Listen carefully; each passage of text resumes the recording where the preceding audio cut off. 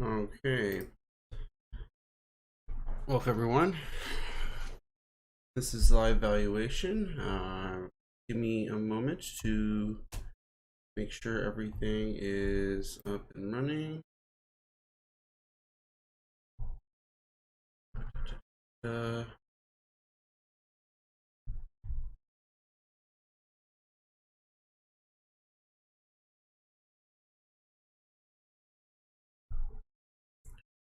okay, that looks good.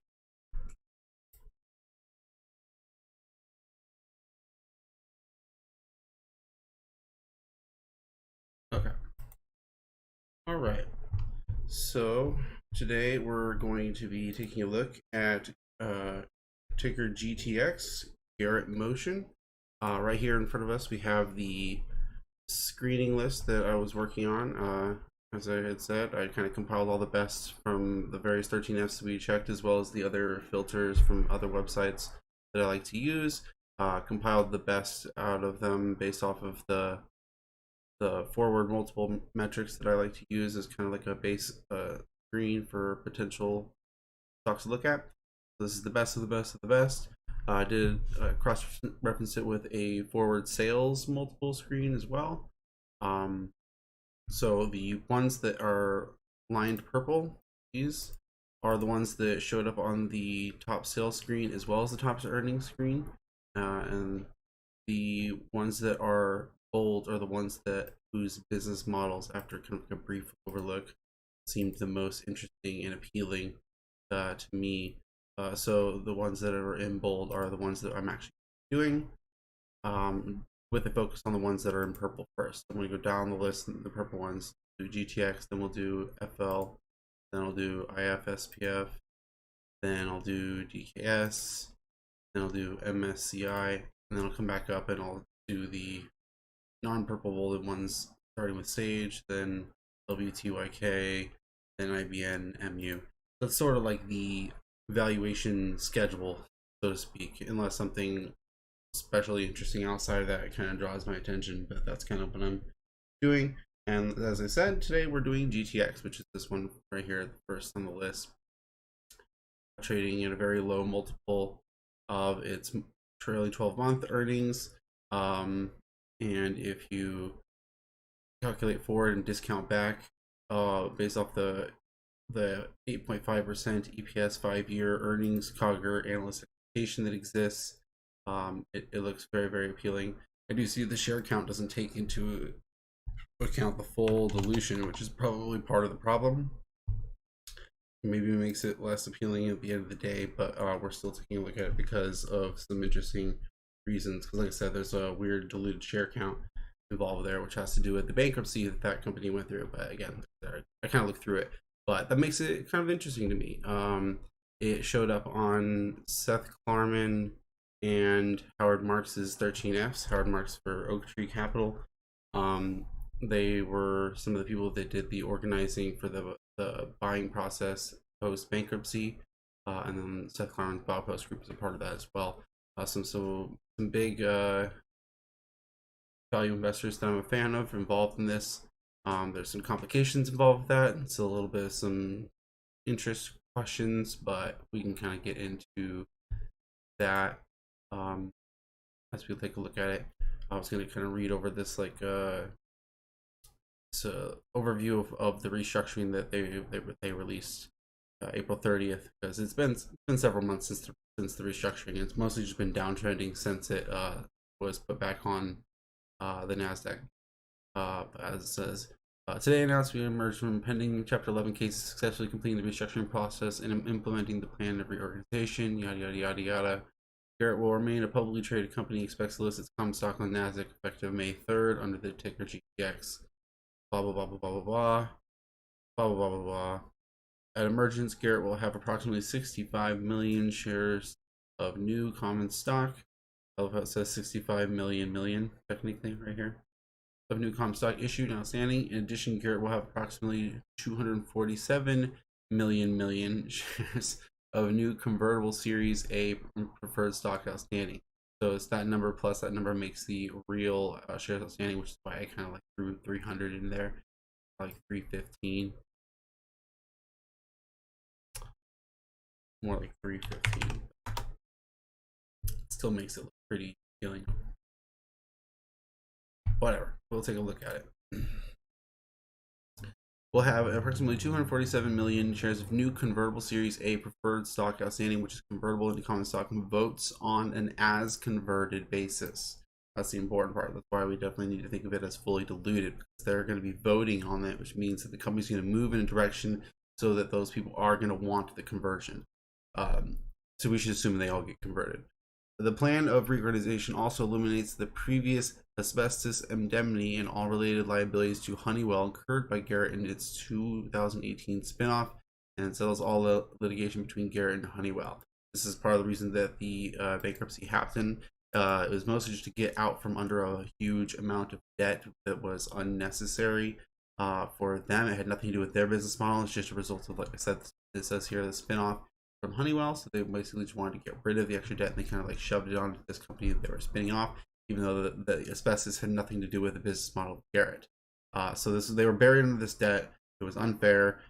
They filed for bankruptcy so that the court would be willing to do the measures that puts the ruling in favor of them. So the bankruptcy was strategic, essentially, not like it was technically like I said, they were buried under the debt, but they probably could have actually just gone on without a bankruptcy in the first place. It wasn't actually a necessary bankruptcy. It was just a convenient and strategic bankruptcy. So it's important to understand.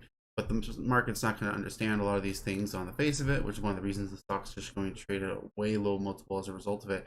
Not to mention the business is very European heavy, so it's going to trade at a low multiple as well because of that. But either way, getting further into this, the elimination of the 30-year indemnity substantially reduces Garrett's effective leverage and increases its operational, financial, strategic flexibility. That's true. In return for elimination of the indemnity upon emergence, Garrett made an initial cash payment to Honeywell of $375 million and issued to Honeywell the Series B preferred stock that entitles Honeywell to certain cash payments from 2022 to 2030. The Series B preferred stock is repayable at any time at a present value, which is approximately $584 million as of the date of the emergence upon using the agreed discount rate of 7.25%. The company has also obtained a $1.25 billion equivalent term loan alongside a new $300 million credit facility. Restructuring will substantially decrease Garrett's long-term debt and improve its maturity profile, which is true pretty much across the board. Their structure is a little complex now because they have these two series of preferred stock and convertibles preferred stock. So basically Honeywell has a huge interest in the company, and that company, the interest does come at an actual payment to them on the regular basis, which definitely means that they're still kind of under the thumb of that liability to a degree, but it's a little much more managed level of it, and it's just kind of this one consistent basis thing, and it eventually will end in 2030. And then the other convertible stock, like I said, which has to do with a lot of the investor group that organized the bankruptcy, that we have to assume that those are all going to become converted because of the nature of the agreement that they made. But that's really where the controlling basis for the votes come from, because as it says here, votes on an unconverted basis, and obviously 247 million is way more than 65 million. So that's basically what needs to be understood about the capital structure of the company as we look at it. It's also worth noting, I found this other great video when I was looking at some articles across Yahoo and Seeking Alpha. I came across this. I've never even seen this channel before, so I'm not even sure how great this channel is, but I saw they had like a bunch of other interviews as well, so I'm probably going to be looking at this channel to see if there's more useful interviews like this. But the guy who runs this channel was interviewing this other investor, Chris McIntyre, who has a really strong bullish case on Garrett Motion, so I highly recommend people take a look at that. I listened to the whole thing. He gets into a lot of the details about the deal in a higher detail than I did just right there. So I would highly recommend this video, which again, it's an hour long, but you can put it on faster speed or whatever. It was really, really good. So I do recommend that. We're going to, let's see, take a look at their second quarter presentation first, and then we'll play their second quarter stuff while I'm doing the numbers for their spreadsheet. That's going to be real quiet and not.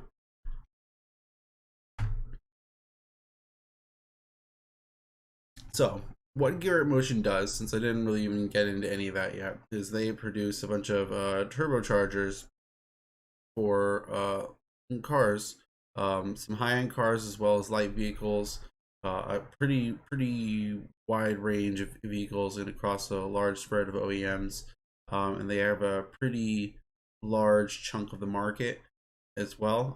It's a I think it's like a triopoly or something like that approximately, and they basically have like a third of the European market as far as a lot of these things go, and I think it's like 25% of the North American market, and then like 15 or 20% of the Asian market. So it's a pretty strong background part position. It's not really susceptible to the same types of brand sales swings that the main OEMs have to deal with, and they do have a decent amount of share trade between them and the other main players within their space.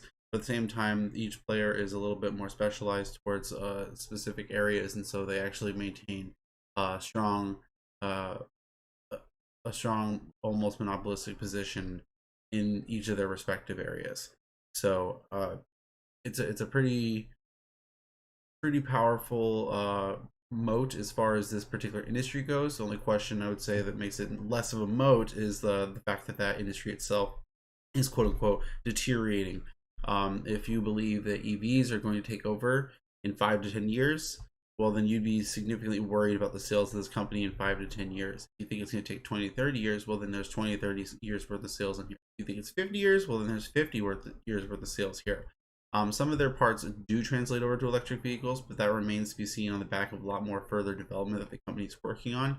But the truth is and that this is primarily on internal combustion vehicles. Even there's not even a lot of their parts in hybrids, so to speak. But like I said, they are working on other parts beyond turbochargers to work in that space. But the point is this very much is a cigarette butt of an investment, so to speak. Where the question really does become: do you think that EVs are going to take over in 5 years, or do you think that there's 20 years worth of sales here? If there's 20 years worth of sales here, then there's 20 years worth of post operating cash flow, and that cash flow has to go somewhere, which is a lot of the stuff, for example, that guy in that video gets into, which is why, for example, you see people like Howard Marks and Seth Klarman hopping onto this particular vehicle, because it seems, for example, the EBITDA walk that they have during their you can see right here their Q2 to 2020 2021 EBITDA, the 2021 EBITDA of 168. That's a little bit on the high end of things, but if you just multiply that out on a current basis and think of that as their long run EBITDA, it's like cut that in half, even that much per year. Half as much of that per year would be a pretty consistent amount that provides a really good yield on investment for even 20 years. So we'll see how it comes once I do all the discounting and actually all the capital investment that's required. See about that. That's the part that's a real question: do they require massive capital investment or not? The margins appear to be good. That's the thing that I'm pointing out. The earnings multiple is good. The margins is good. The brand name is good. The brand position is good.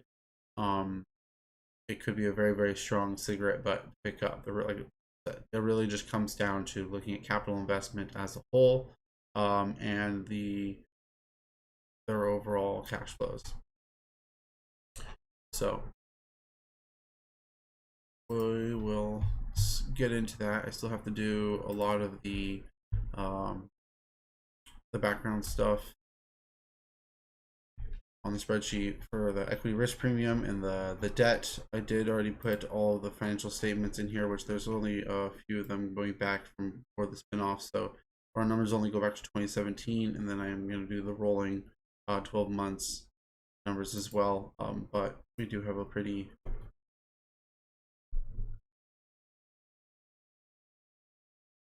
limited amount of years number to work with as far as that goes, which isn't really the end of the world. But anyway, we're just going to focus on them as one segment for the industry as far as that goes.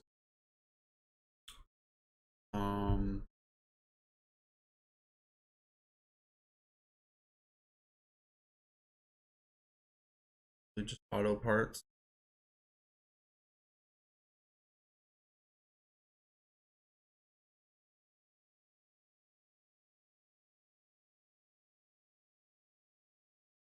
Unlevered composite for auto parts of 1.13.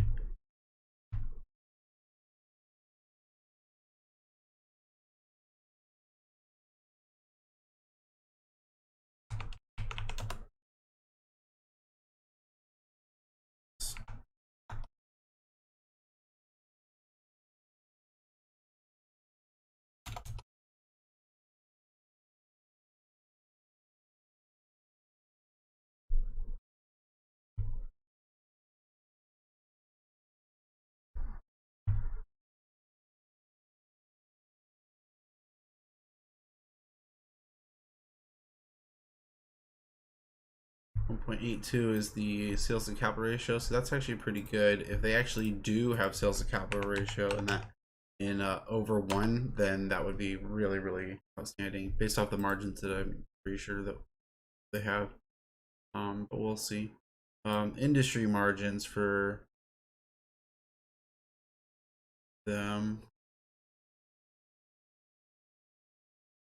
Yeah, see, the industry margin is pretty low, 3.54, which balances off the high sales to capital ratio. But I'm pretty sure they have significantly higher margins than that. Maybe I'm wrong.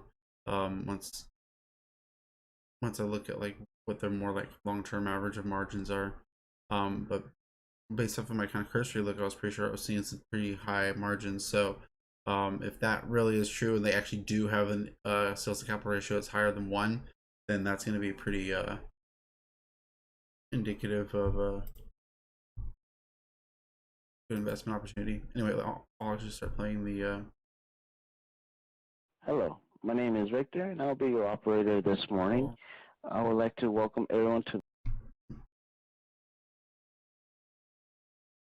Hello, my name is Victor, and I'll be your operator this morning. I would like to welcome everyone to the Garrett Motion conference call. This call is being recorded, and a replay will be available later today. After the company's presentation, there will be a Q&A session. I would now like to hand the call over to Paul Blaylock, Garrett's Vice President of Investor Relations.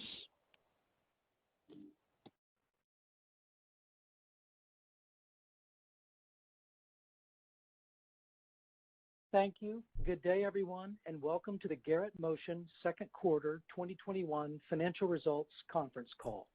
Before we begin, I'd like to mention that today's presentation and earnings press release are available on the Garrett Motion website at garrettmotion.com, where you will also find links to our SEC filings along with other important information about our company. Turning to slide 2, we note that this presentation contains forward-looking statements within the meaning of the Securities Exchange Act. We encourage you to read the risk factors contained in our filings with the SEC, become aware of the risks and uncertainties in our business, and understand that forward-looking statements are only estimates of future performance and should be taken as such.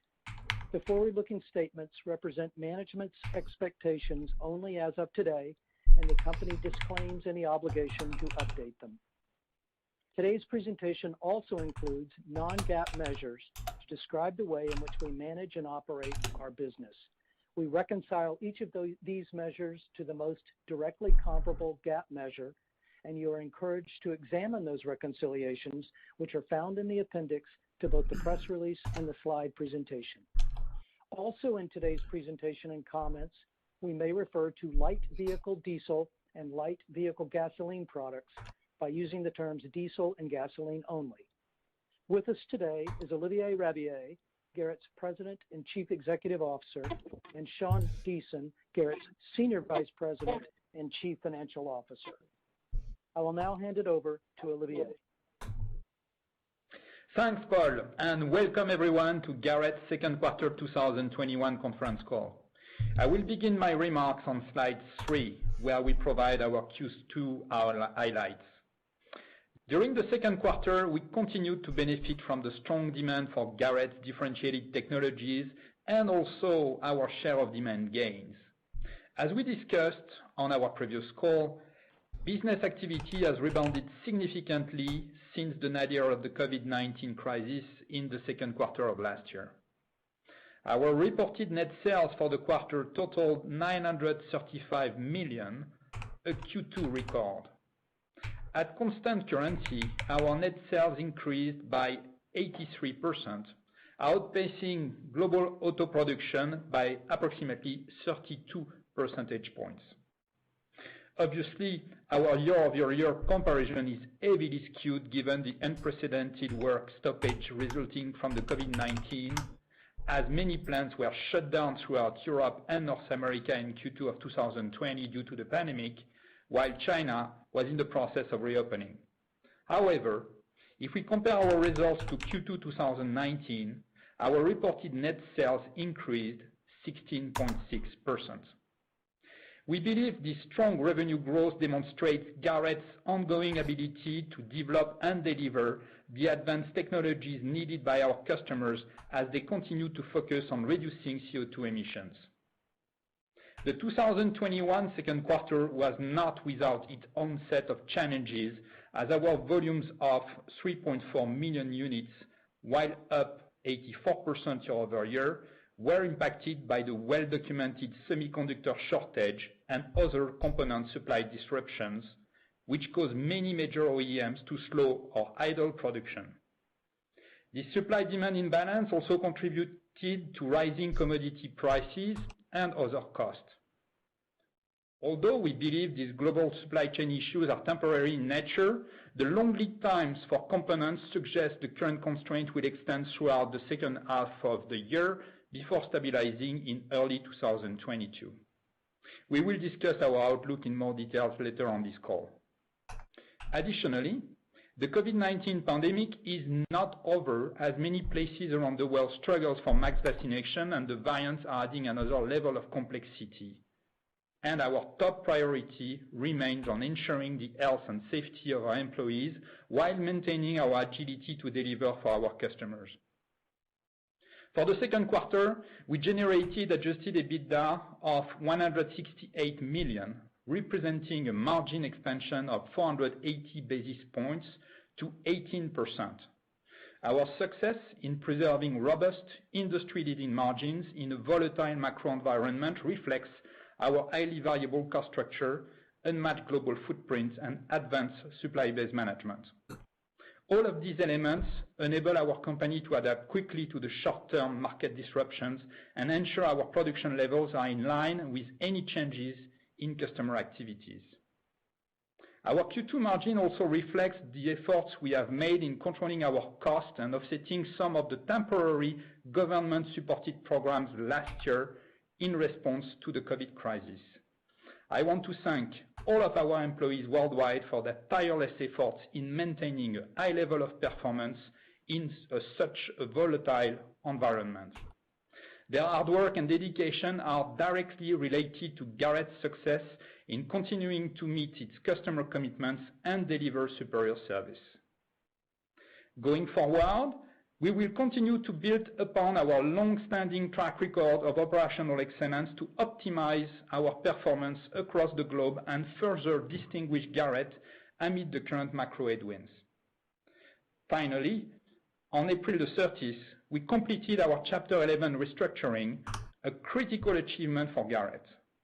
While Sean will review our financial later, we emerge from this 7-month process with a significantly improved balance sheet with less debt.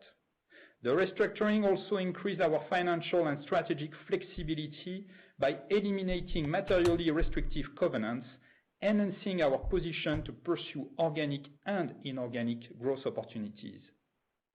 We also listed our new common shares on the Nasdaq exchange effective May the 3rd under our historical ticker GTX. We are pleased our financial restructuring is now behind us and believe our new capital structure and sponsorship will support our long-term viability. On slide 4, we outline our technology growth strategy as we continue to execute in the near term while investing and preparing to lead the market with differentiated solutions as the automotive industry continues to evolve.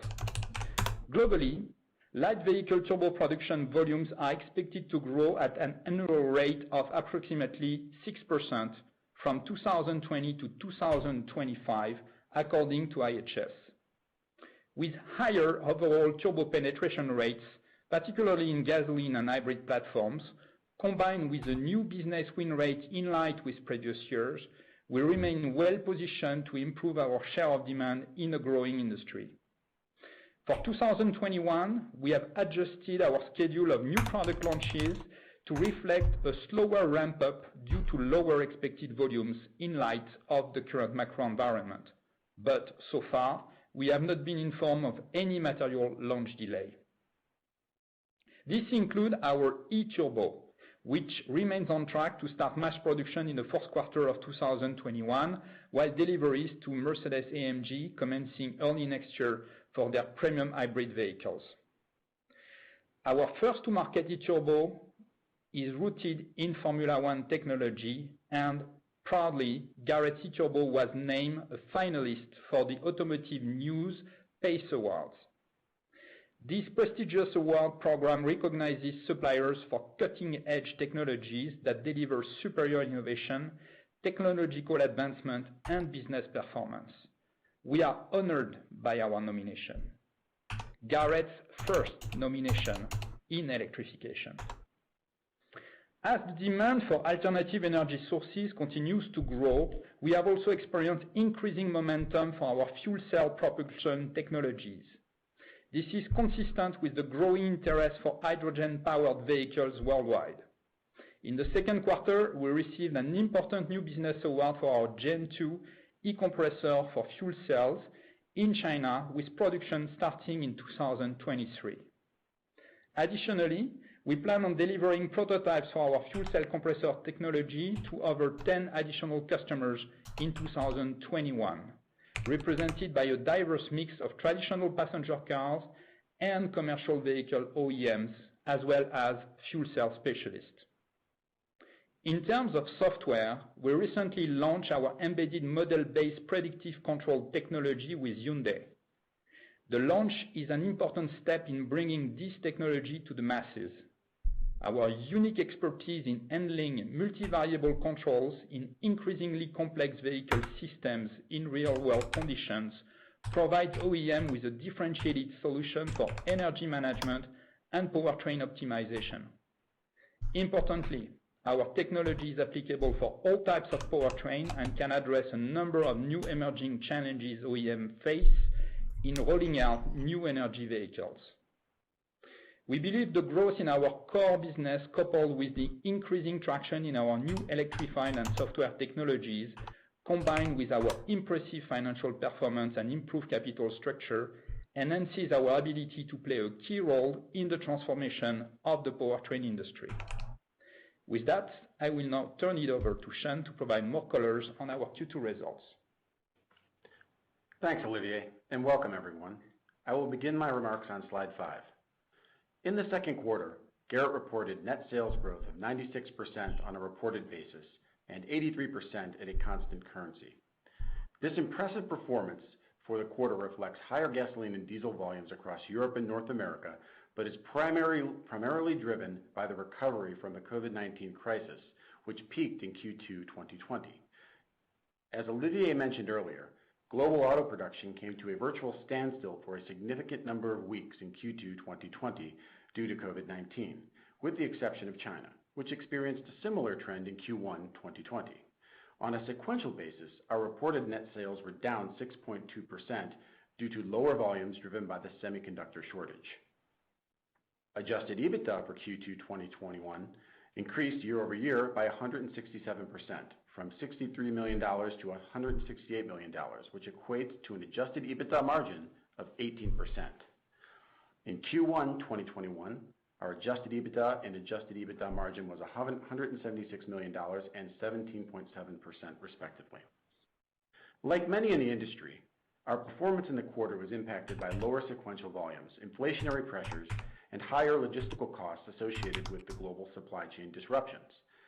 In response to these issues, we flexed our organizational cost structure and worked closely with our more than 400 suppliers worldwide to help them remain agile as part of our advanced supply base management.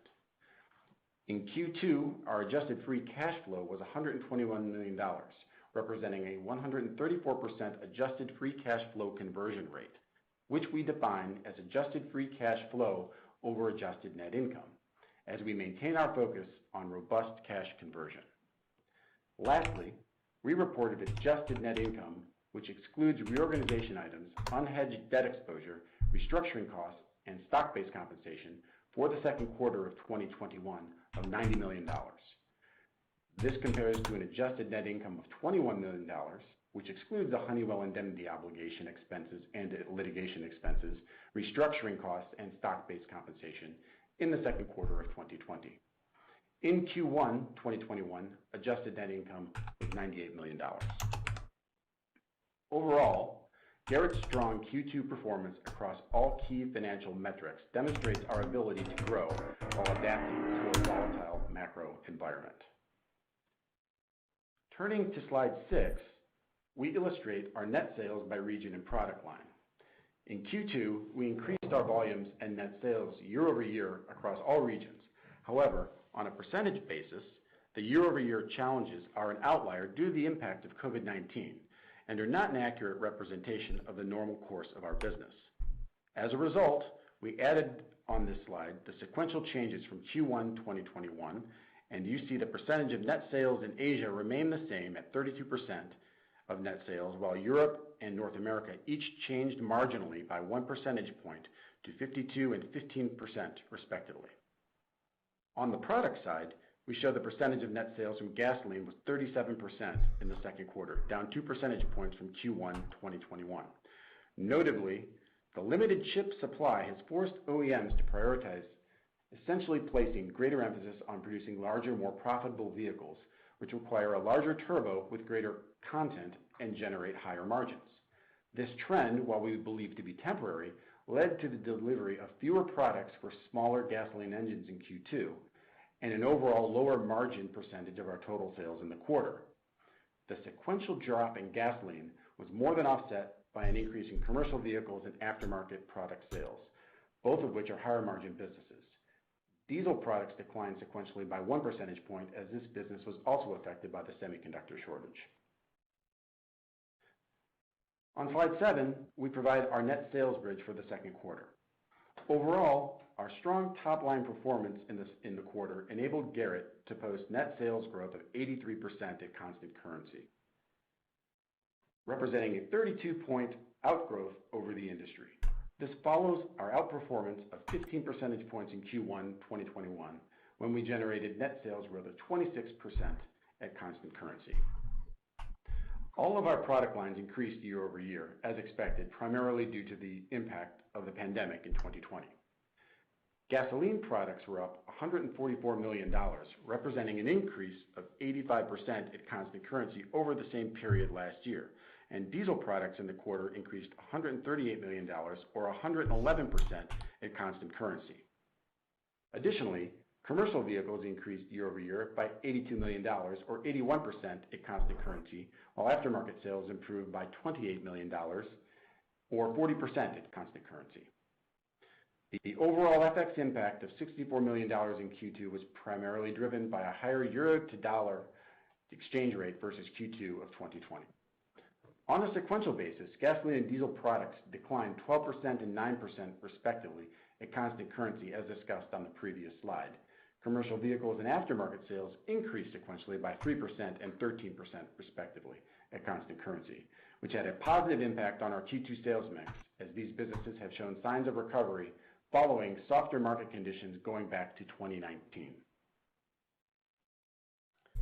On slide 8, you see our adjusted EBITDA walk for Q2 2021 as compared to Q2 2020.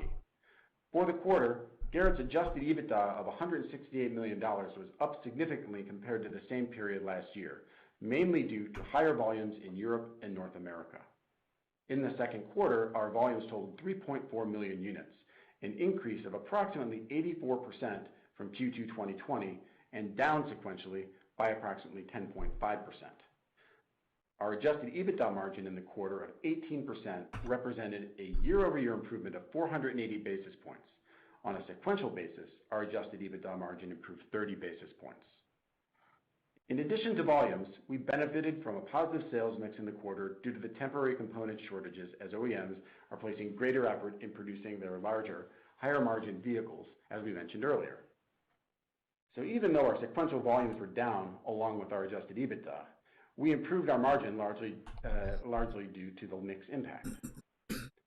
We also maintained our focus on productivity in the quarter as rising commodity prices led to higher raw material costs, particularly for nickel, aluminum, and steel.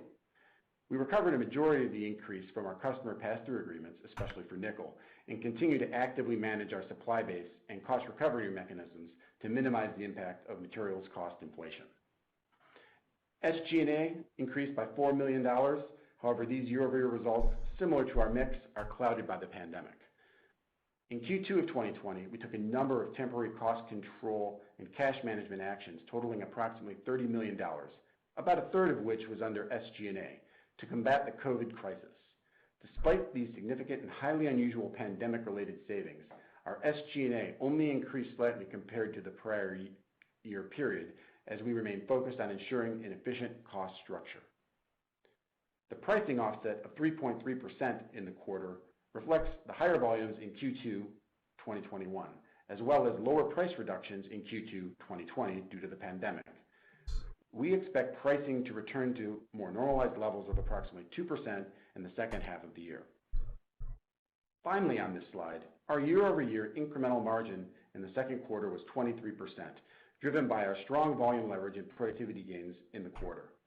The sequential decremental margin was just under 13%, which largely reflects the supply chain disruptions and related slowdown in global auto production, as mentioned earlier, partially offset by the mix benefit in Q2.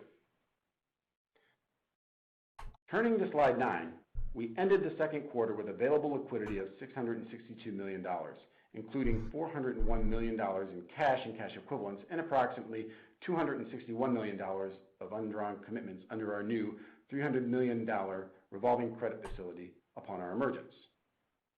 Total gross debt, excluding cash, was $1.25 billion as of June 30th. This compares to $1.57 billion as of June 30th, 2020. Our net debt totaled $846 million as of June 30th, a reduction of $587 million from $1.43 billion as of June 30th, 2020. It is important to note total gross debt and net debt exclude the Series B preferred stock. As a reminder, we issued Series B preferred stock to Honeywell upon our emergence from Chapter 11.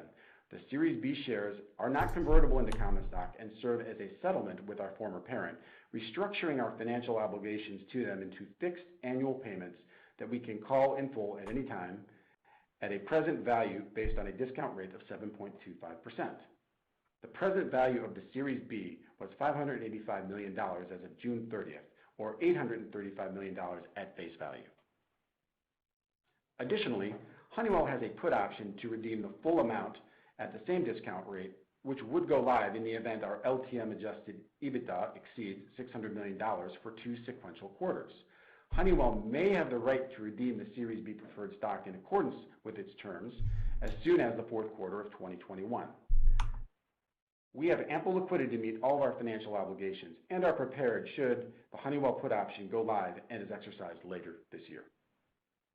As of June 30th, 2021, our net debt to consolidated EBITDA ratio was 1.37 times, or 2.73 times, including the Series B preferred stock. This compares to a net debt to consolidated EBITDA ratio of 4.08 times as of June 30th, 2020. Also at emergence, we issued approximately $1.3 billion of new Series A preferred stock, totaling approximately 248 million shares. These shares are convertible into common stock at a conversion price of $5.25 per common share and are currently trading over the counter under the ticker GTXAT. During the second quarter, we accrued $24 million for a quarterly preferred dividend. The preferred A stockholders are entitled to an 11% dividend per annum. However, we are not permitted under our new credit agreement to make any cash payments through December 31st, 2022. Also on this slide, we show our improved debt maturity profile upon emergence. In all, our restructuring enabled Garrett to considerably increase its financial flexibility, reduce its future liabilities and payment obligations, as well as enhance its strategic flexibility following the removal of materially restrictive covenants that existed prior to our C11 filing. Going forward, Garrett's improved balance sheet and increased strategic flexibility, combined with our resilient financial results, supports our ability to create substantial value for the long-term benefit of the company and its shareholders. Turning now to slide 10, we provide our current forecast for the full year 2021. Although the demand for new vehicles remains high and inventory levels remain at historic lows in certain regions, we remain cautious in our outlook for the second half of the year given the high degree of uncertainty surrounding the ongoing semiconductor shortage and other component supply disruptions to fully meet this demand. We also expect higher commodity and logistical costs stemming from these global supply chain challenges to persist in the second half of the year, and it is too soon to tell if the mixed benefit from Q2 will carry over into Q3 and Q4. This is all in addition to the risk of production downtime due to ongoing COVID-19 related concerns. In light of the current volatility in the macro environment, our industry outlook remains fluid, but for planning purposes, we currently anticipate global light vehicle auto production to grow between 10 and 11% for the year, and global commercial vehicle production is expected to grow between 3.5% and 4.5%. As of today, we anticipate 2021 reported net sales to range between $3.7 and $3.9 billion. This would represent an increase of 18 to 23% in constant currency, supporting a high single-digit or low double-digit industry outgrowth. Adjusted EBITDA for the year is expected to range between $590 and $640 million, with an implied margin of 16 to 16.4%. Our RDE and CapEx budgets as a percentage of net sales are fairly consistent with our targets from previous years, and our effective tax rate is expected to be in the low 20% range. Finally, we anticipate adjusted free cash flow, which excludes reorganization items related to the Chapter 11 filing and repositioning charges, to be between $300 and $400 million, positioning Garrett to further deleverage and provide opportunities for shareholder value creation. We continue to track global macro events along with industry trends, and we'll provide an update to our forecast on our Q3 call. With that, I will now turn the call back to Olivier. Thank you, Sean. Turning to slide 11.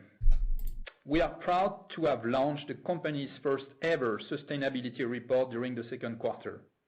The report outlines our commitment to robust environmental, social, and governance, or ESG management, and highlights the core mission of Garrett, enabling cleaner, safer vehicles. Our advanced turbo electrification and software solutions are a key contributor in empowering automakers to address the industry's most pressing issues, from emission reduction to cybersecurity. We continue to support our global customers with transformative technologies to help them meet increasingly stringent environmental standards and optimize vehicle health and safety while enhancing overall vehicle performance.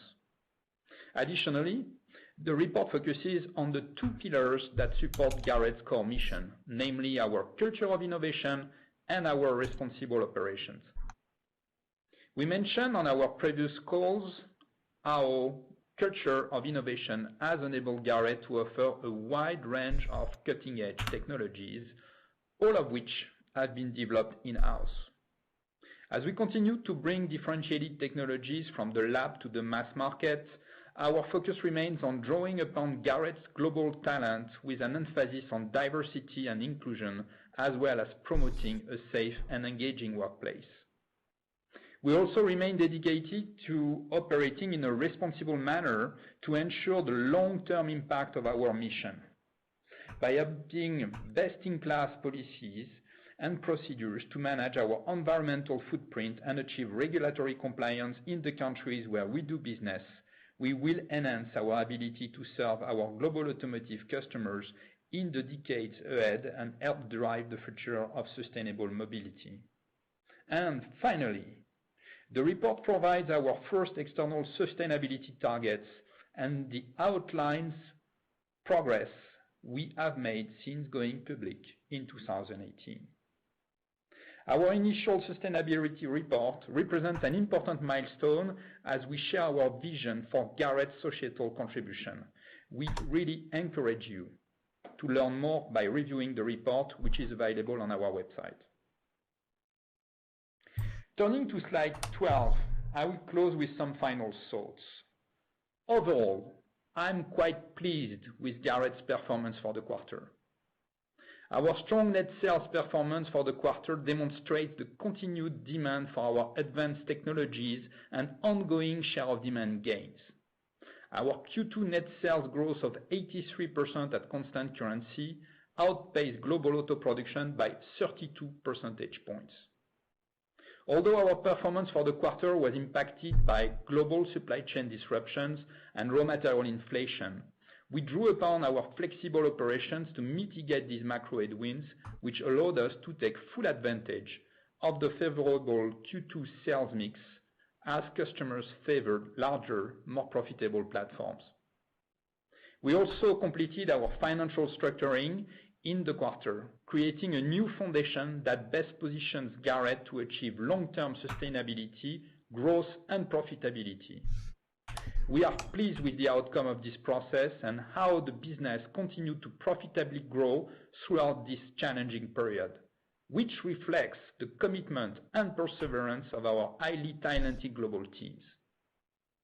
As we move forward as a stronger, more financially sound company, we continue to focus on incubating new technologies and accelerating innovations to the market that will benefit from the electrification of powertrain and increasing interest in hydrogen fuel cell technologies. In accomplishing these objectives, I am confident that Garrett's extensive engineering experience and the dedication of all employees, as demonstrated over the past year, will continue to drive profitable growth in a transforming industry.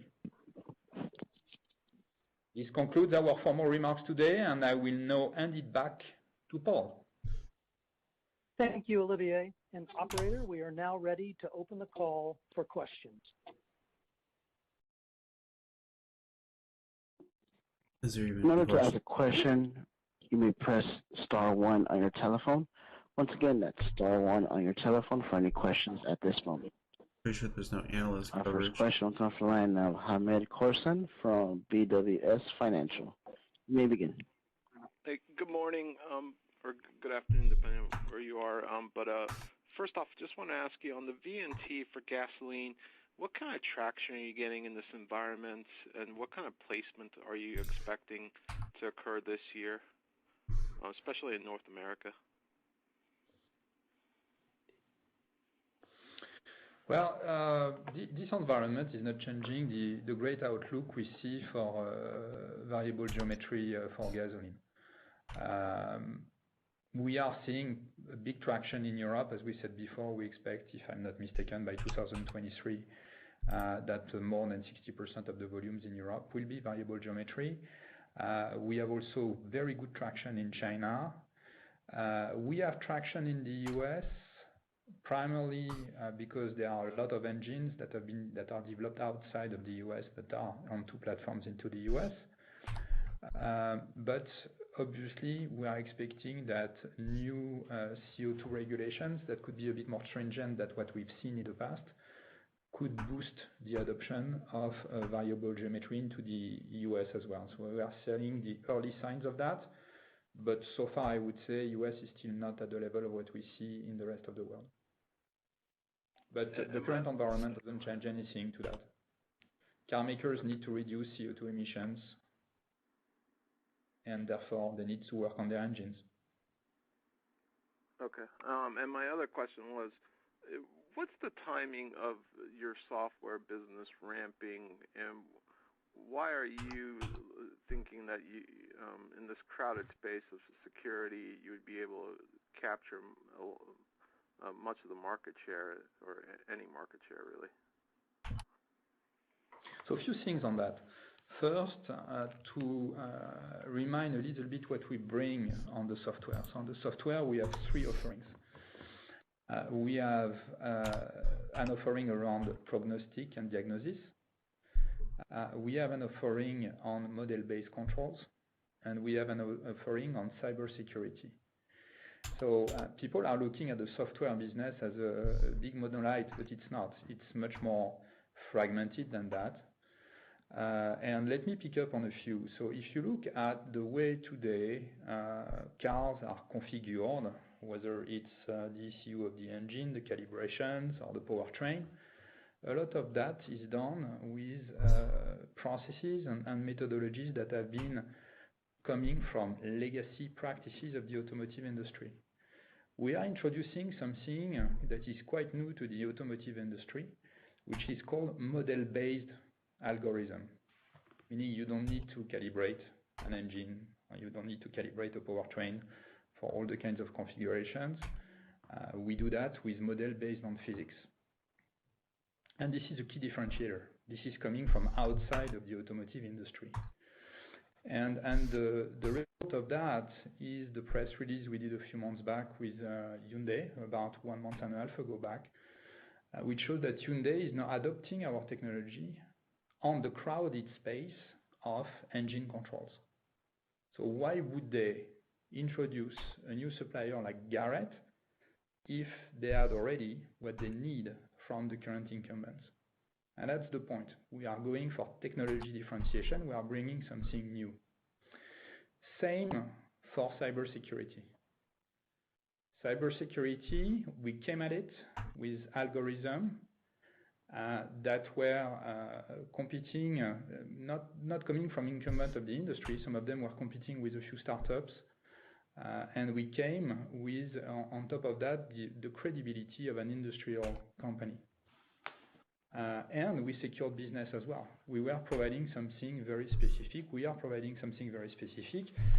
We have a first SOP that's happening at the end of the year. We have a second SOP that's happening next year. And we are working with more customers on that. And we see the same onto prognosis and diagnosis. A lot of people in prognosis and diagnosis have been either going the legacy way or going the full data-driven way, data analysis-driven way. and customers have realized that just data algorithm were not enough in order to capture early the patterns that you would see from a reliability standpoint. And we are making very good progress with a few customers on that because we bring something that is new to the space and differentiated. So we need to really split that software world in different places. We are very pleased with the progress we are making there. It's not a big business for the time being. It's relatively modest in terms of size, but it's validating the points of differentiations that we have developed, and it's giving us a lot of credibility.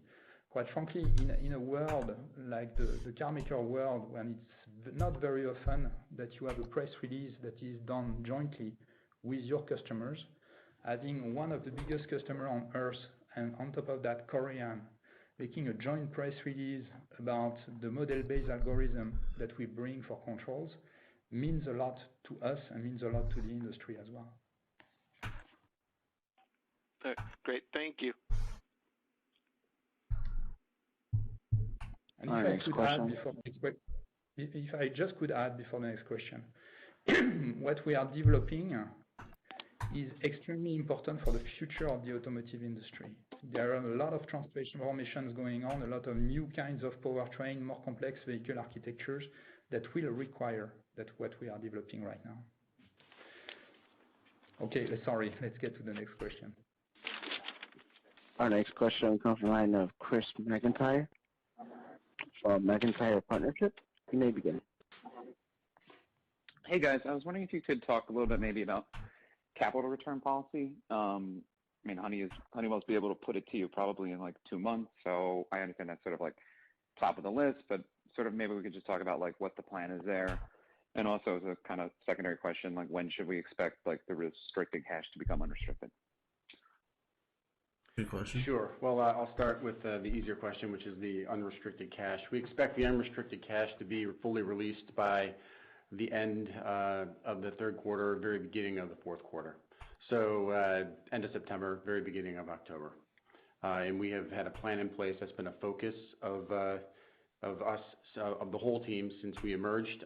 That is a bit of a carryover, hangover from the Chapter 11 process we went through, but we expect it will be released in the fourth quarter, early fourth quarter. Regarding capital return, you may have seen we filed an 8K. We did amend our Series A certificate of designation to allow for pro rata common dividends or share buyback. We did that to just have more flexibility. It doesn't mean we're going to actually start to do that, but we would like to eventually get to a normalized capital structure and then have a conversation in discussion and guidance about how we would return capital. But in the short term, if the Honeywell put option does go live, we are in conversations with Honeywell. We will determine what works best for Garrett. But again, we have ample liquidity should they choose to put the entire thing to us. And obviously we can also call it at any time. Having just emerged a few months ago, we are still digesting the new capital structure and working with our new board, but capital return policy is on our mind. And obviously, if we don't have another use for the cash, a delevering strategy, at least in the short term, may be something we would consider. But I think I'll be in a position to give you much better guidance on that on our third quarter call, because then we will know better how the industry has performed and whether or not that put option is going to go live. Okay, great. And then could you talk about seasonality this year? It's a bit of a weird, normally you're stronger in the first half, weaker in the back. But with the semi issues and frankly all of the COVID wonkiness, let's say, of all the markets, I'm just kind of curious how we should be thinking about that. That's, I think you said it in your questions. The way we are seeing it is that it's very not common, and not only starting this year, but starting the back end of last year. You may remember that we had our biggest quarter ever in Q4 last year, with a lot of that driven by China, and then we had Europe ramping up very strongly in Q1, then we have the semicon that has impacted us in Q2 like the rest of the industry. And now I think the question mark, and it's pretty much what you see in all the latest release from everyone, the question mark is where to position Q3 and Q4. And that's why we are staying quite cautious at this point to understand the different scenarios that could unfold in the rest of the year. We have contradictory information on the marketplace. Some people are arguing that suddenly the situation is getting better. Some people say that the situation will get better only in 2022. And it could even stay quite low in Q3. We are probably on the side of people that are a little bit cautious before we see anything coming up. For us, we are not having huge expectations for the back end of the year, and that's what's reflected today in our guidance. But we are a little bit shooting in the dark, like a lot of the companies, trying to be as smart as we can on that. The strong point for all the companies will be to understand the way September is unfolding. July and August are usually not really good to paint the story about the back end of the year. September will be the time at which we'll be able to say, okay, now we understand exactly where the end of the year is going. Okay, great. And then just I guess one final question. If we think about working capital, and we used to run in a negative working capital model, with sort of like, there's a lot of moving parts I got in the last 12 months to 18 months, let's say, but sort of when should we think about like maybe will we get back to that kind of negative 200 million working capital? Yeah, well, I think in the second quarter, because of the volume slowdown, you actually saw the negative effect. Typically on the way up, we'll throw off cash. And, you know, as our revenues were off slightly and our volumes were down, you saw the opposite. And on top of that, our inventory did also build up a bit more. And both of those effects are driven by the semicon shortage. The semicon shortage has really thrown our scheduling and planning into a bit of chaos, just because the OEs are changing weekly, and things they order then they don't pick up, and so it's created a lot of challenges to manage our inventory. And then on top of that, with the slowdown, what you're seeing is we're paying out, right? Our AP terms are much longer than our AR terms, so we're collecting on the lower sales volumes, but we're still paying for the much higher sale volumes 5 to 6 months ago from the supplier side. But I think, I think you're seeing, inventory issue aside, I think that negative working capital position is, we are in sort of a normalized trend, but we're slowing down. And so you're seeing it unwind. Probably something to add, though, because it's a question we had in the past, and it's probably good to restate that point. We don't have any negative effect on our working capital coming from the Chapter 11. Okay. So in the sense that we did not get to a position where we had to reduce payment terms with our suppliers and things like that. And that's an important one to keep in mind. I mean, the fundamentals of working capital are working the same now as they were working before. All right, great. Thanks, guys. Okay. Our next question will come from the line of Pratik Gupta from Goldman Sachs. You may begin. Hi, thanks for taking my question. So I really had one around the capital structure, really, just given the various moving parts here. So how do you think about the leverage going forward with the Series B coming up? One analyst on. Then also kind of the ongoing payment on the Series A. So, I mean, like, if I'm looking at leverage, in your presentation, you have defined it at both the term loan as well as including the Series B. But how should we think about it going forward from a target perspective on a medium to long-term basis? In terms of ultimately what our target liquidity would like to be, or we would like our target leverage to be on a longer-term basis? Yes. And also kind of from a capital structure perspective, like do you want a secured, unsecured tranches going forward, as if secured only, in terms of that as well? Well, as you stated, we have a rather complex capital structure. Now with the performance that the business is delivering, the sales to capital. This put option is that it could materialize. Wow. If we hit the midpoint of our guidance, for example, the put option will go live in the fourth quarter. We need to assess whether or not there's an interest on Honeywell's side to put it.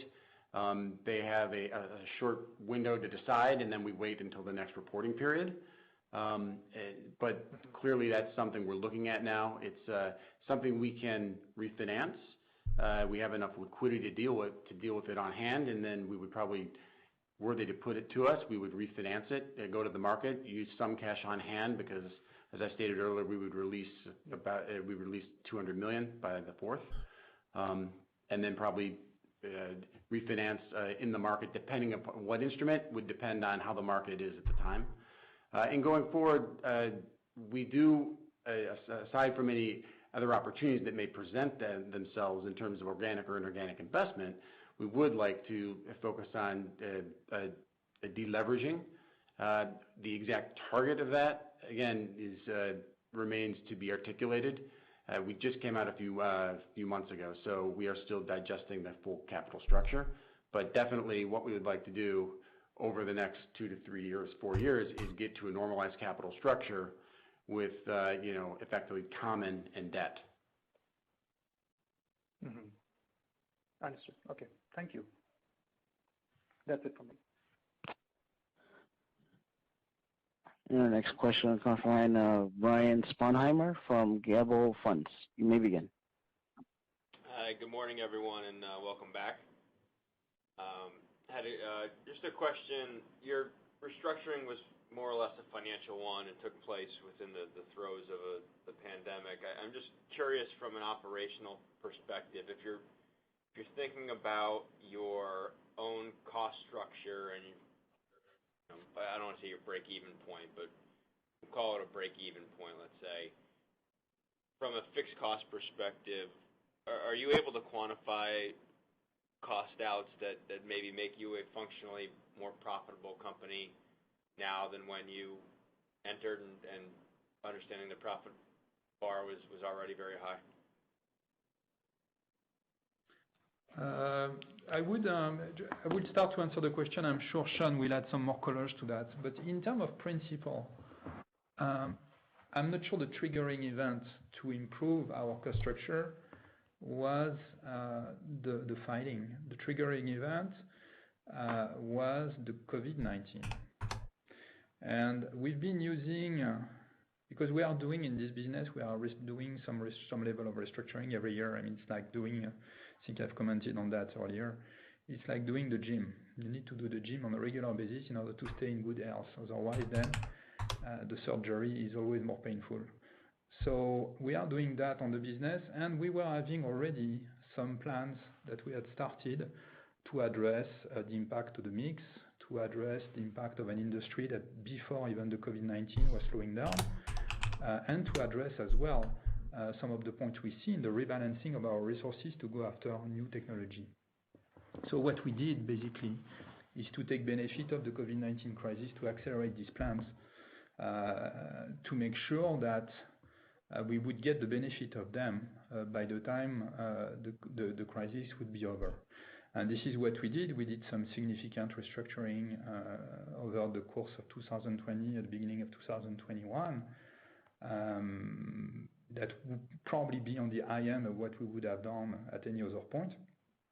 And you can see that in our cost, because if you compare to Q2 last year, and Q2 last year, like many other companies, we are having a lot of benefits from one-off cost mitigation actions or incentives given by governments to offset some of our fixed costs. And if you look at where we are today, we've been able to offset a lot of these positive impact of last year that would have come up as a negative this year. And that's, I think, a key testimony to what we did in terms of cost structure, but Sean can give you more details. Yeah, that is true. There are, however, in the second half, as you look at our midpoint guidance, there are some costs that will be coming back.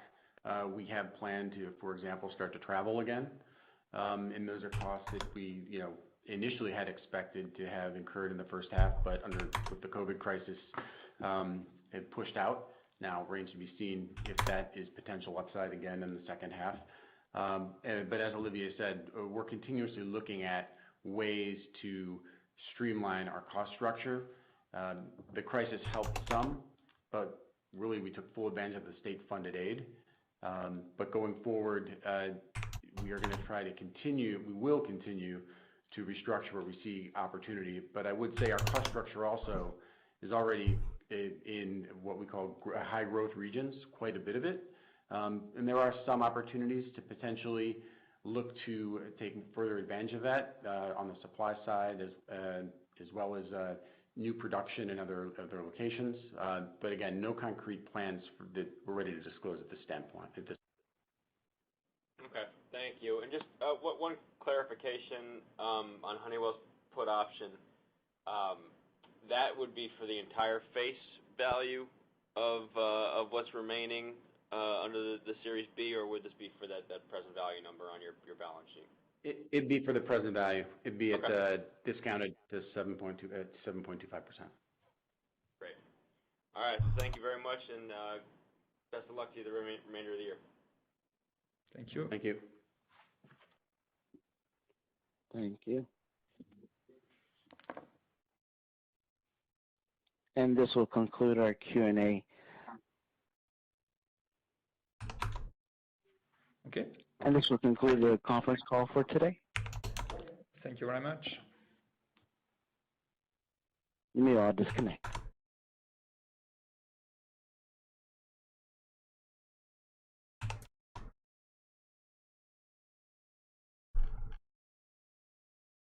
Well, I was just about done here, but my spreadsheet's kind of misbehaving a little bit. Trying to figure out how to get it to correct.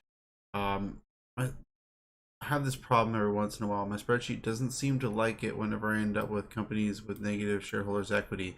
It's not always the end of the world, but sometimes the way I end up calculating some of the things through, that negative sign ends up like getting carried through in a weird way.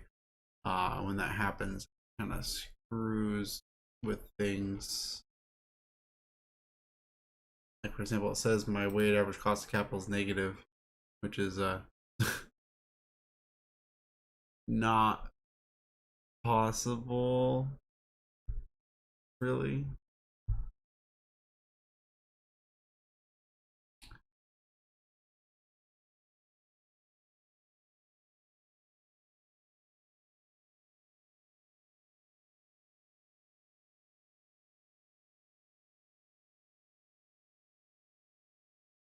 By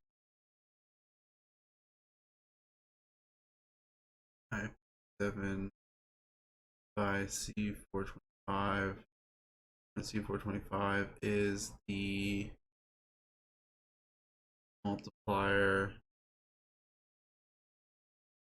That'd be the multiplier of that plus B428, which is the cost of equity, times 1 minus C5. 1 minus C425 equals negative.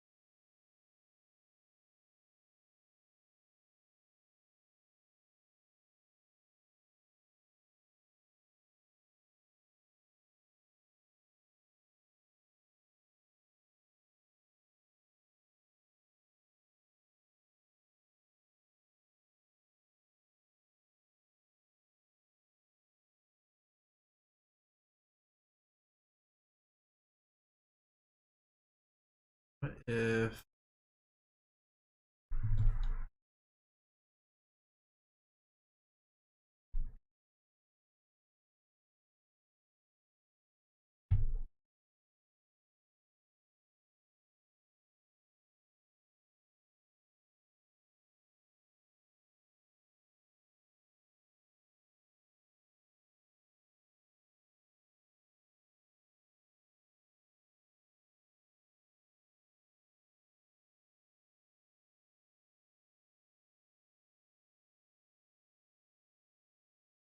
wait a minute, I should have fixed the problem.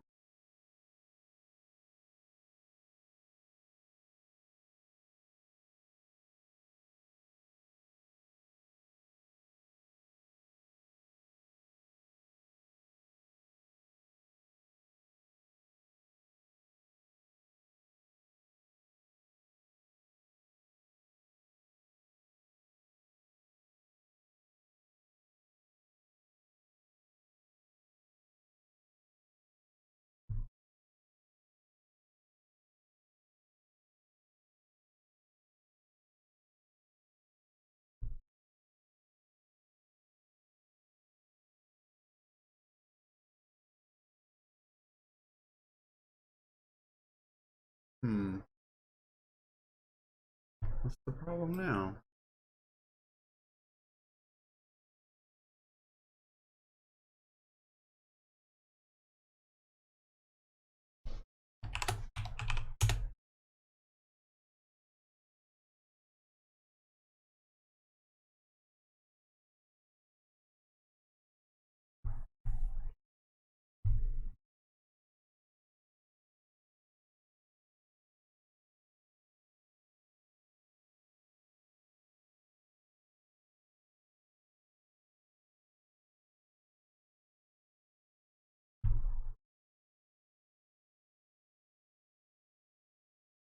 Oh man.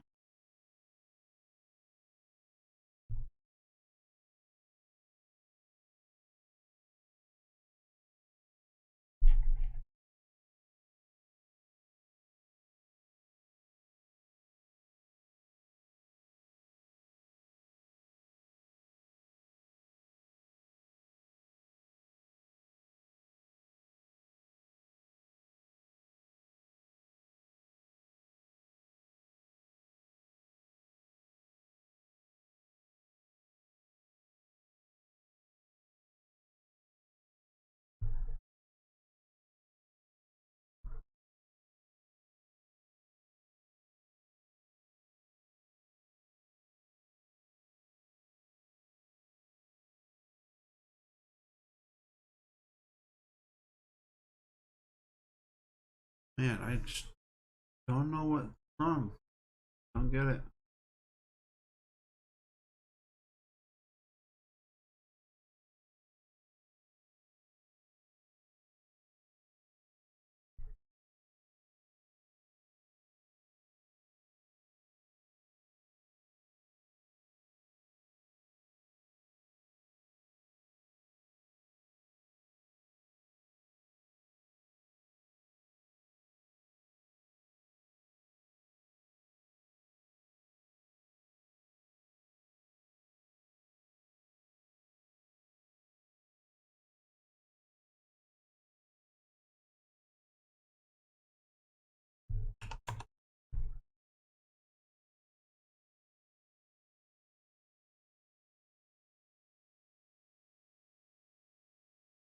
Terminal capitals are all positive. Just don't understand. Like, where is it screwing up? Yeah, the shareholders' equity is negative, but if I already adjusted the multiplier, don't understand why we're getting such a weird number now.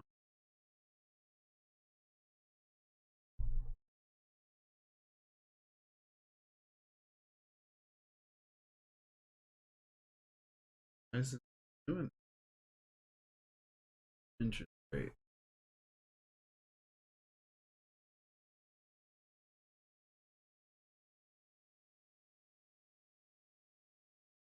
E264.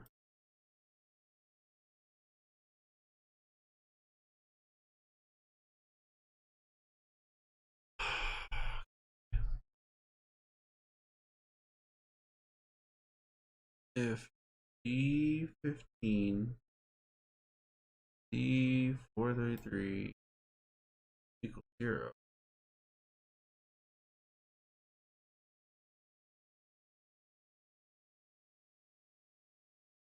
D15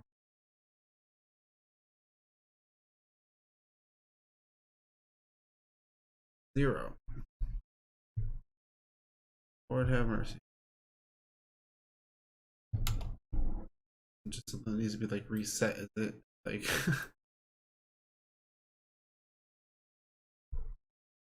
it's not doing some weird iterative stuff, is it?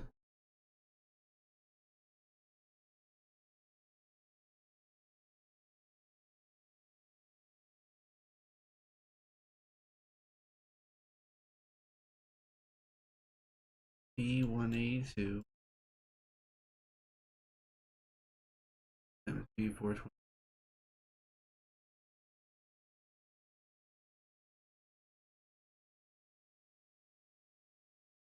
Problem. Like, why?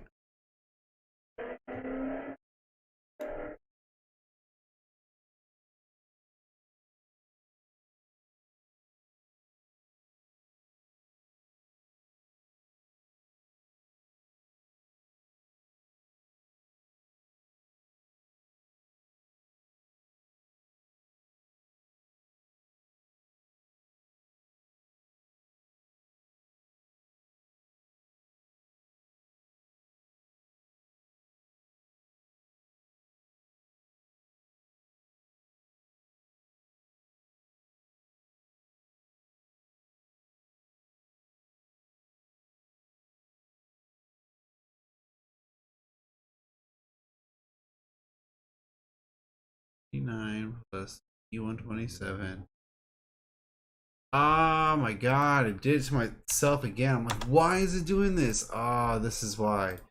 Good lord.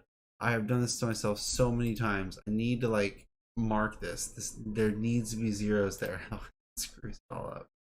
I'm like, what is going on here? Okay. Sweet Jesus. I'm so sorry. Anybody who like just sat through the I don't know how 20 minutes it took me to figure out what the actual issue was here. Holy crap. Let me try switching this back because this was a little bit of a bootstrap solution, and I don't really want to keep it that way. I1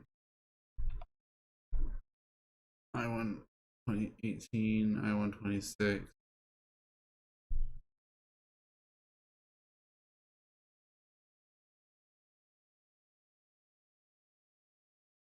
Out of invested capital, right?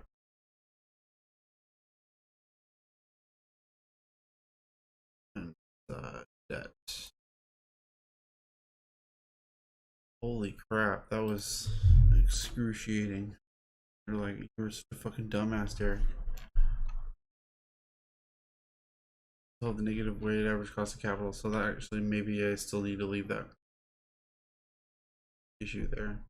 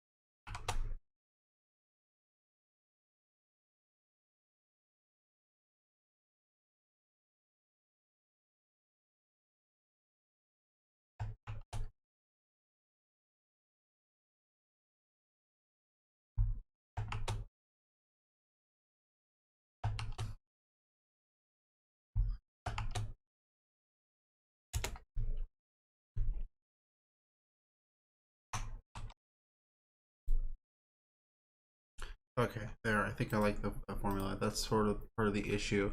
Like, if the book value of the equity or the book value of the equity is less than 0, then that means that the percentage of debt as a percentage of total invested capital will be greater than 100%. So I have it so that if that number, the book value of equity, is less than 0, we just set this equation to always be equal to 1, which is 100%. So essentially the debt will be 100% of the invested capital, because we set it so the equity can't go less than 0, essentially. And when that caps it, so what that does make it is essentially that the negative value of the equity means that the company's extra levered, so to speak, which is why the weighted average cost of capital is so low. Is that, effectively speaking, the weighted average cost of capital after like levering of it all brings it down to only about 2%, even though the debt, the book interest rate of the cost of debt, which should be at 3.72, and the cost of equity being close to 12%. So effectively, by levering it the way it is, the company is actually running at a cost of capital of about 2%. So that makes them more efficient in that way. Okay, so I like that solution. As far as how to fix that formula, I'm going to have to reapply it to a few of my other spreadsheets. I think that actually solves a problem I have with one of my other stocks. We'll have to look at that maybe after the fact. But I'm trying to look at this because, like I said, I'm weighing in some pretty negative and positive outcomes. I actually do think the positive outcomes are far more likely, and so we kind of have to see how that plays out. I'm trying to kind of be fair on the expectations, sort of. Net expected margin about 5.38%, expected revenue about 2%. I'm getting about 8% if you include the 2 years of analyst expectations and then put steady state in after that. So that's a significant undershoot. So that's basically suggesting that this should probably be actually like that. That pushes this up to 8.5%, which is close to what they wanted for the 5-year earnings growth rate. So that's actually not too bad at all. Just so the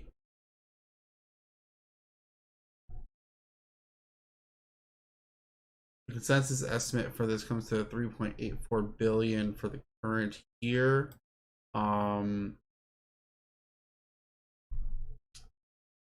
That's 1 year forward from our current year, is actually 6 months past that. So 3.84 billion would be this midpoint right here, but it would be 6 months prior to that, which would suggest that the company, based off the analyst that one analyst expectation, would be shooting for this range right here, which is in the 5%. So you could argue that this is just a little too aggressive on the negative end of things.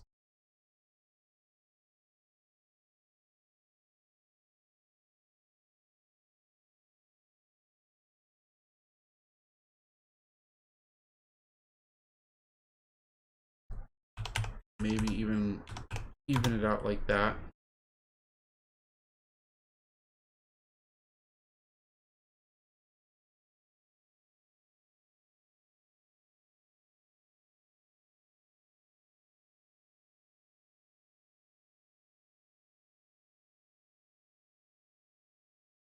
Maybe lower the margin though if you're going to do that. Yeah, this is a better midpoint for the margin.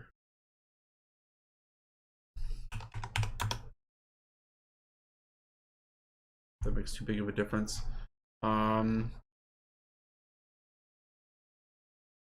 Sales to capitals, the next more negotiable part of this.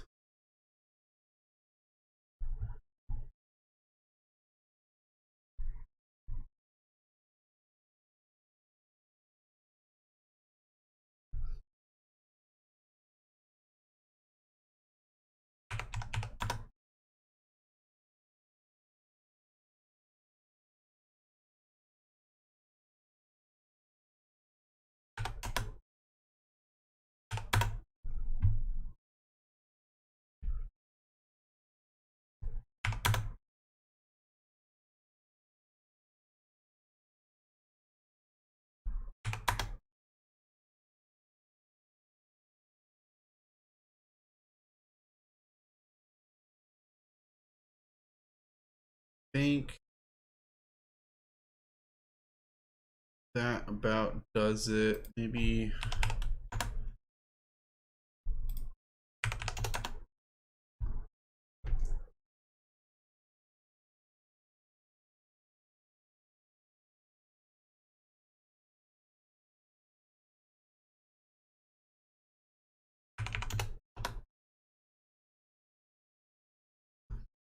maybe the low end doesn't have to be that highly leveraged. Just assume it stays about the same level of leverage, maybe a little bit higher, but that's fine. The low end of things, we could assume it goes lower because that is sort of the point of what the activist investors are doing.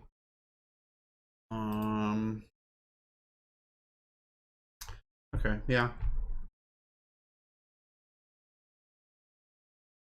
So that seems to be about it. I'm not seeing too much else I want to adjust on this. Like I said, I kind of want to leave things pretty wide, but on the relatively positive end of things. But either way, it still seems like it's actually pretty fairly valued when you take all of that into account, as you can see right here. About 2% undervalued. It's not very significant, but it's what it is. So anyway, yeah, this is going to do it for that. Ticker GTX, Garrett Motion Inc. Current treasury is at 1.37% with a current equity risk premium of 4.93% today. I get a discount rate for this company of 11.84% because of the leverage risk and the overall industry risk. Sales in the most recent year, $3.7 billion.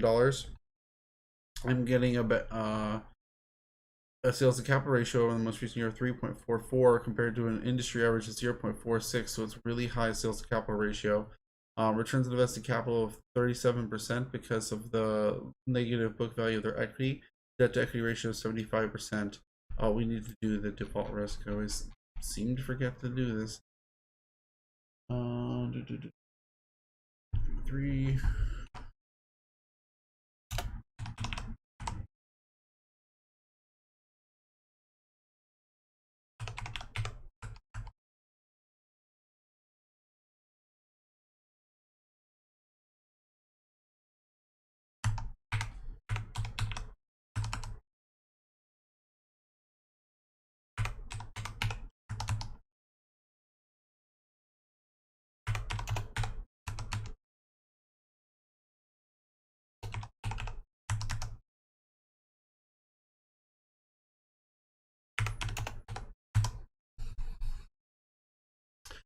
Okay, there we go.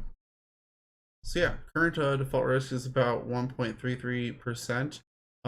We have profit margins of 5.74% compared to industry average of 0.89%. Wait, that's not accurate. I ever have to do this. Wait a minute, that doesn't sound right.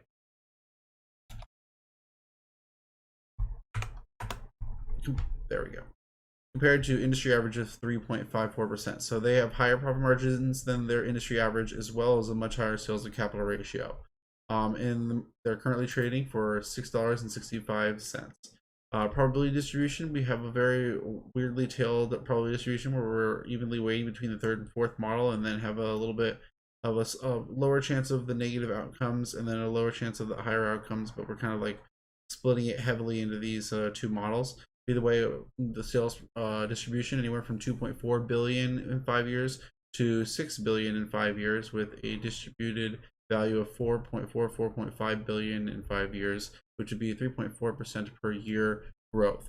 We get sales to capital ratio assuming about 4 to 4.13 on a distributed basis. In terms of invested capital, we assume will compress back down to 27% as their book value comes back up appropriately. As well as the debt to equity ratio will come down to 61% because of the activist investors and the restructuring of their capital structure. We get a default risk over this time frame, 1.17 per year on a distributed basis, and a profit margin on a distributed basis of 5.1%.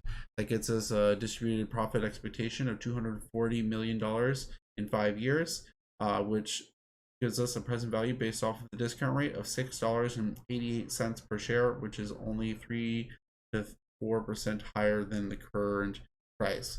5-year forward price value targets of anywhere from $2.42 on the low end to possibly $25.03 on the high end. with a distributed value of $12.03, which based off the current price with the discount rate gets us an expectation of 12.59% per year, which is a pretty high rate of return, but like I said, it's only a little bit higher than the discount rate, so you're only getting really a little bit more than the risk entails that you should be getting either way. If you look over on our pricing metrics, it actually gets priced on the value score really high. Partially, even though, like I said, it's not very high under its discount rate, but its absolute return is pretty high, as well as its returns on invested capital are significantly high, and its profit margins distributed against its sales to capital is also really high. So that's a pretty interesting thing to see, that it turns out so significant, regardless of the fact that the absolute returns isn't that much higher than the discount rate. But either way, that actually makes the stock seem pretty appealing for that reason, because if you come over to our watch list, that actually puts it at the highest score, higher than HPQ by a little bit. But I think I might need to fool around with the price with that score a little bit, because I think it might be weighting the book values and the pricing against it maybe a little bit too high, because of I do know that, for example, HPQ has negative equity book value as well. Those are the two stocks that I value with that particular detail, and so I don't think it's a coincidence that they both end up with such a high score. There's an inherent connection there, and it might need to be retooled a little bit. But we'll have to take a look at that. That's actually part of the reason, one of those things I was talking about when I was saying before that I wanted to get a copy of that that formula, so that I could see how things change by manipulating it. It doesn't seem to change the value incidentally. That's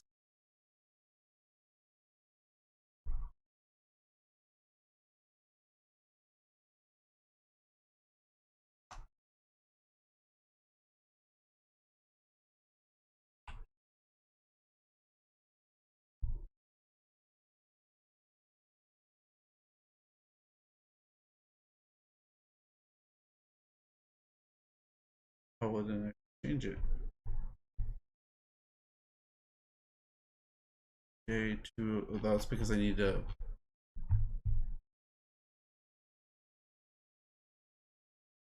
Hold on.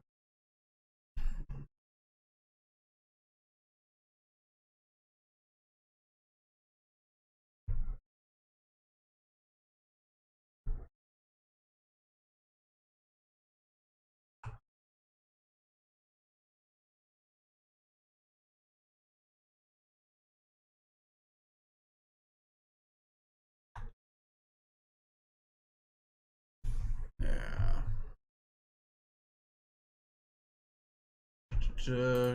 Here. It needs to be the non-cash value of the book equity.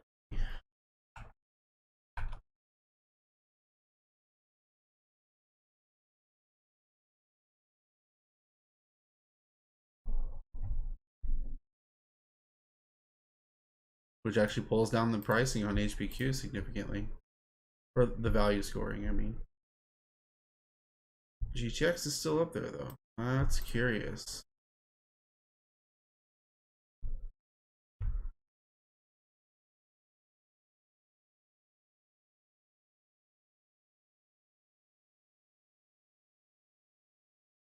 Okay.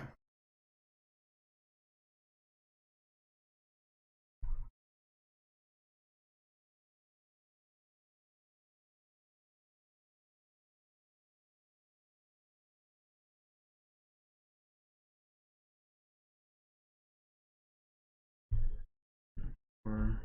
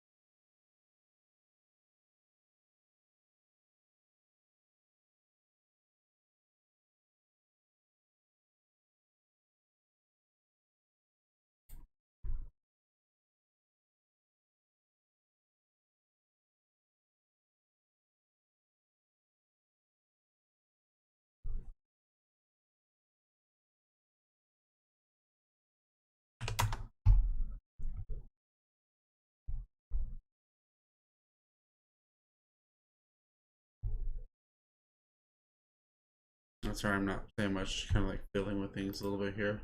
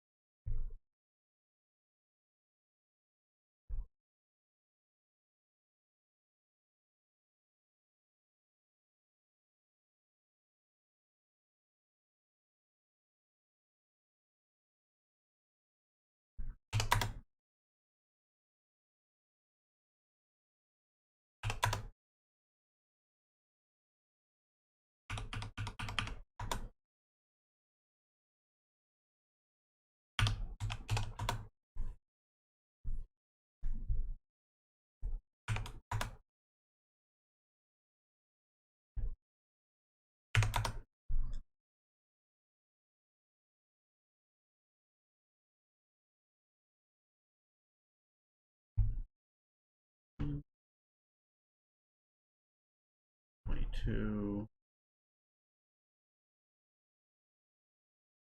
Okay, kind of like that. Now,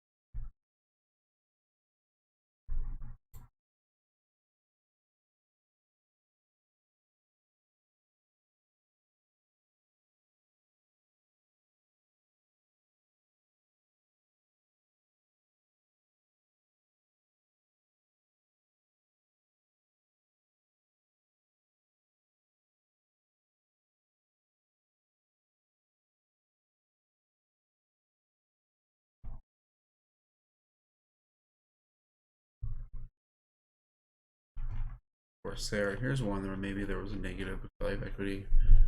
Let me check. No, never mind, it wasn't.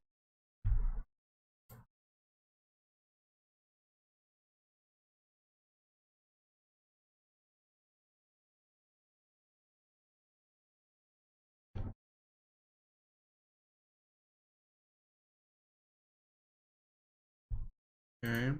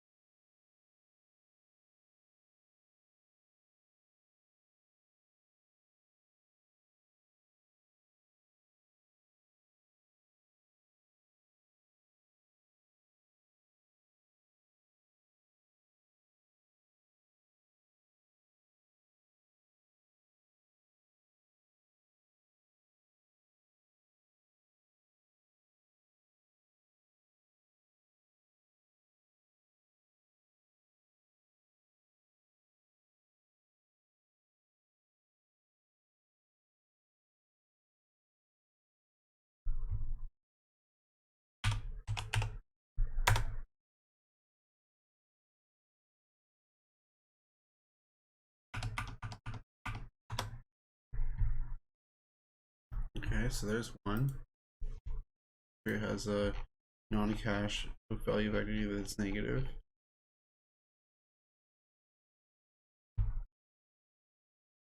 Specifically, the non-cash book value of the equity that we're looking at. The book value of the equity subtracting out cash. Cash is the counteract to the debt value of it. So you're looking at the book value of equity versus the debt value of the enterprise. Well, you have to subtract out the cash, where the cash is the counterweight to debt. So you're looking at net debt. So net debt versus the value of equity. So if you're taking out net debt, you have to subtract out cash. You know what I'm saying? So everyone's clear about what we're looking at here.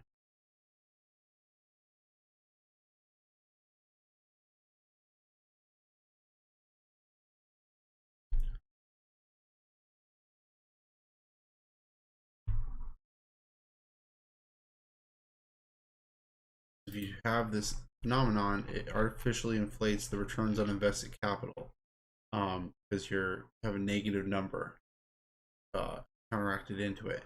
So we're changing the formula for the returns on invested capital in the stocks that has that specific scenario. There's isn't a lot of them.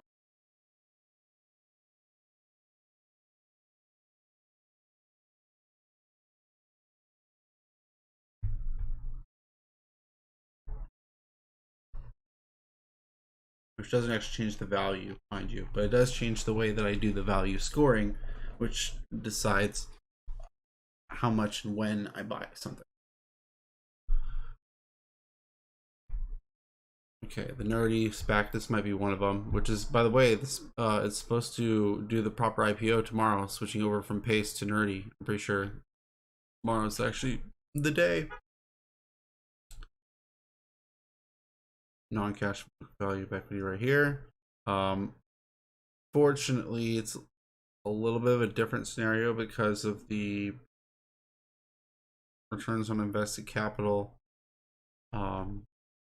being so negative currently. So this one's a special case.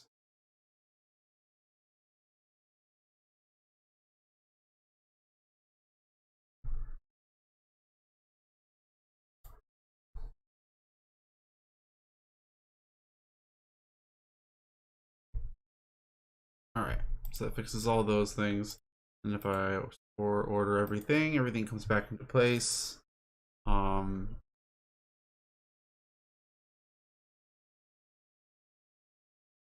These come back into the buy category. Good for them. But cool. Everything makes a little bit more sense. HP dropped down in its importance level. That makes a little bit more sense. MO didn't drop too much, but I think it dropped a little bit. And then we need to bring Garrett over, which I accidentally closed out of this. We can delete the row for Garrett from the screen. Go back, DCF, Garrett Motion.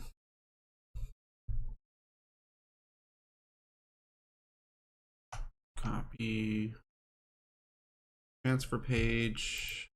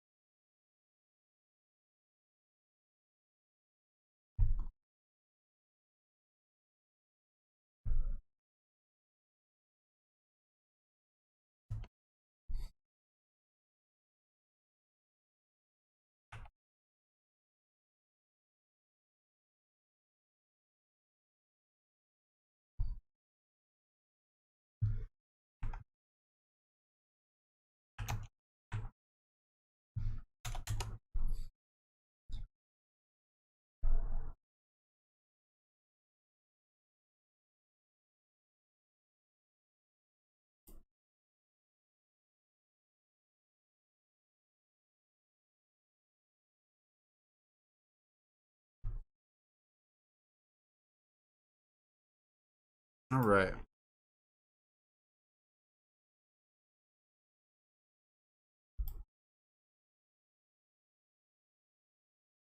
We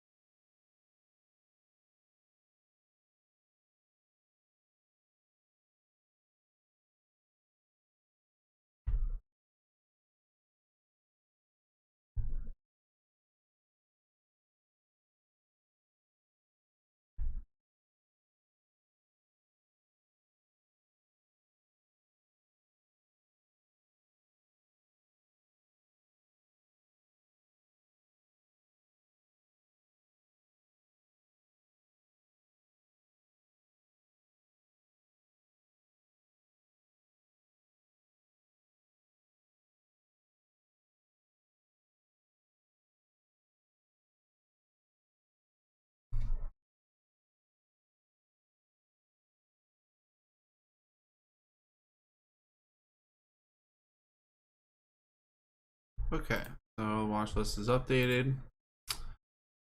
Turns out GTX is pretty up there. It's looking like one of the best buys. It's not very undervalued on the absolute basis, but on on a relative basis, but on an absolute basis, expected returns are pretty high. And then, like I said, a lot of its other metrics make it seem very appealing.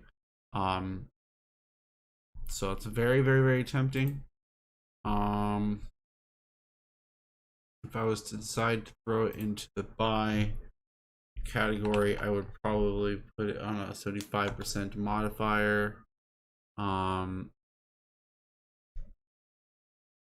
Just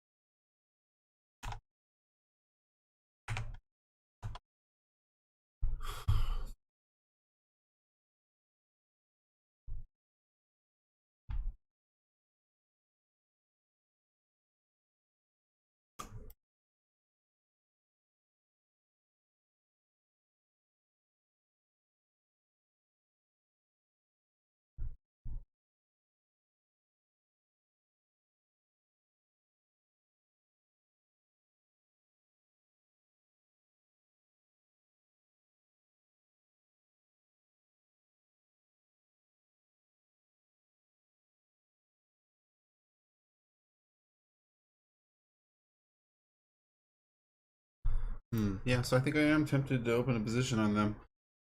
Looks like I should be getting a 3.5 to 4% size position in the long run.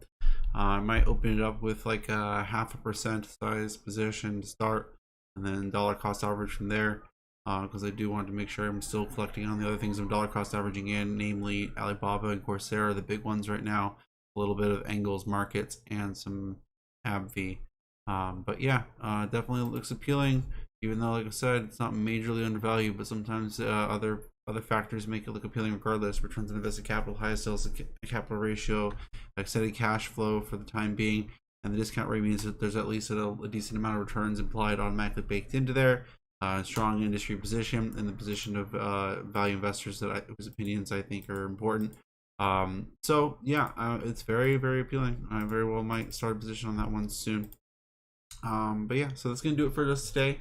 A lot of dead air time while I was kind of working some details out, but either way, we got this out here. I'm pretty pleased we did.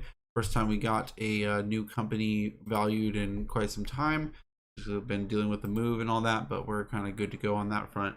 As I had said with the screen, we do basically have a slate of things we're gonna do in the near future moving forward already, and I've kind of already got some spreadsheets kind of put in place, ready to go. The next one we're working on is FL Foot Locker. Not quite as exciting of a weird little special case. It's a pretty basic ass company, but another quote unquote declining company that we can maybe look at and see if it's cheaper than OPI. I'm seeing some reported PEs of 5 for them, so that's pretty appealing if it's if true, big if true. So we'll take a look at that. I already have the spreadsheet ready and good to go for that. And yeah, so we'll get to that next time. Catch y'all.